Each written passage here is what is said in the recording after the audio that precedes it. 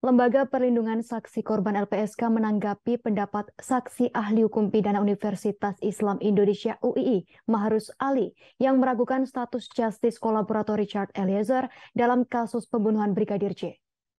Wakil Ketua LPSK Susila Ningtyas memberikan penjelasan terkait status JC Richard Eliezer melalui pesan singkat pada Kamis 22 Desember 2022. Ia mengatakan penunjukan status Justice Kolaborator Richard Eliezer sudah sesuai aturan perundang-undangan. Menurut Susila Ningtyas, Richard Eliezer masuk dalam kriteria karena sudah jelas mendapat ancaman setelah membongkar kasus pembunuhan Brigadir J.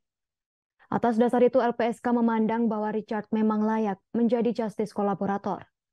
Selain itu, Susila Ningtyas berujar keterangan Richard Eliezer disebut konsisten dan memberikan beragam bukti yang bisa membuat terang kasus pembunuhan Brigadir J.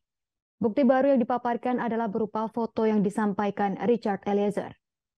Sebelumnya, status Justice Kolaborator dalam perkara pembunuhan berencana Brigadir J diragukan. Hal itu dikatakan oleh Saksi Ahli Hukum Pidana dari Universitas Islam Indonesia, Mahrus Ali. Mahrus mengungkapkan keterangannya saat menjadi saksi ahli persidangan pembunuhan Brigadir J. Dalam hal ini dengan terdakwa Putri Chandrawati dan Verdi Sambo di Pengadilan Negeri Jakarta Selatan pada Kamis. Mulanya kuasa hukum Verdi Sambo, Febri Diansyah, menanyakan status Justice Kolaborator dalam perkara pembunuhan tersebut. Mahrus menjelaskan status terdakwa sebagai Justice Kolaborator sudah diatur dalam pasal 28 Undang-Undang Nomor 31 Tahun 2014 tentang perlindungan saksi dan korban. Dijelaskan pelaku banyak pidananya, hanya ada klausul yang umum termasuk kasus-kasus yang berpotensi serangan. Serta harus berdasarkan keputusan dari Lembaga Perlindungan Saksi dan Korban LPSK. Mahrus menuturkan apabila dalam kasus pembunuhan Brigadir J tak ada potensi serangan dan keputusan dari LPSK, maka tak ada status Justice Kolaborator untuk terdakwa yang sedang berperkara. Terkait kasus ini, Verdi Sambo, Putri Chandrawati, Richard Eliezer, Riki Rizal, dan Kuatmaruf didakwa secara bersama-sama telah melakukan pembunuhan berencana terhadap Brigadir J.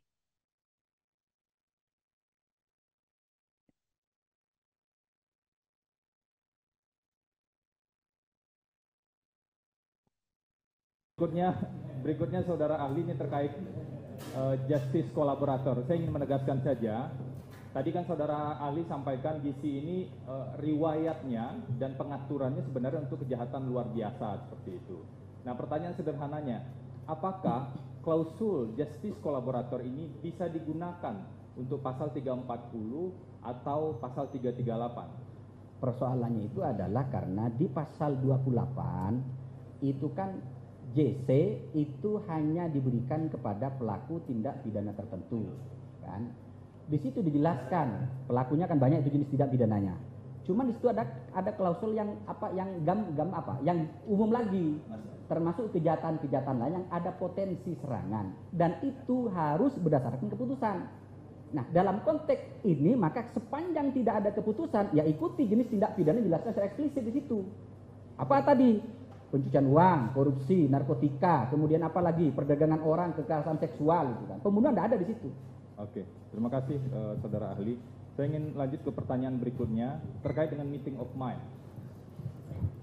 Kalau dalam sebuah peristiwa terjadi kesalahpahaman antara pihak yang memberikan arahan, jadi pihak yang memberikan arahannya A begitu, tapi pihak yang melaksanakan arahan tersebut atau ucapan tersebut melakukan B, apakah bisa disebut di sana ada meeting of mind?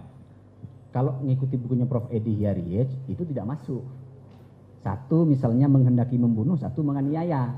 Berarti tidak mungkin ada penyertaan pembunuhan. Itu kalau mengikuti bukunya beliau itu kan. Saya baca itu kan. Artinya Pak, meeting of mind itu harus ada dalam fase misalnya tadi kesengajaan untuk kerja bersama-sama, termasuk pelaksananya harus ada meeting of mind. Harus ada persesuaian, misalnya saya ingin membunuh, saya juga akan membunuh. Saya membunuh, enggak, saya menganiaya, enggak kena itu. Enggak bisa itu. Apakah dalam konteks penjelasan saudara ahli tadi berarti itu tidak bisa disebut perbuatan yang dilakukan bersama-sama sesuai pasal 55 ayat 1 ke 1 KUHP? Itu tidak sesuai karena bekerja samanya tidak dalam konteks kesengajaan yang disepakati di awal.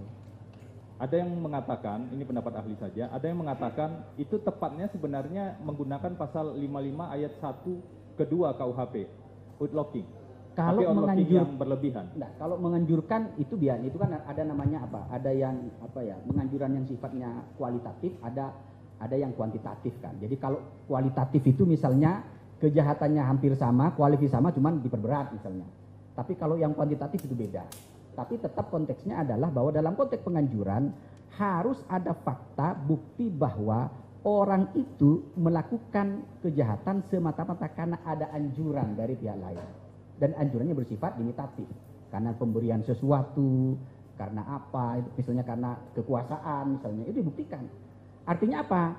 Kalau kemudian si A misalnya ya, melakukan perbuatan semata-mata bukan karena anjuran si B, maka si B tidak bisa dipidana sebagai penganjur.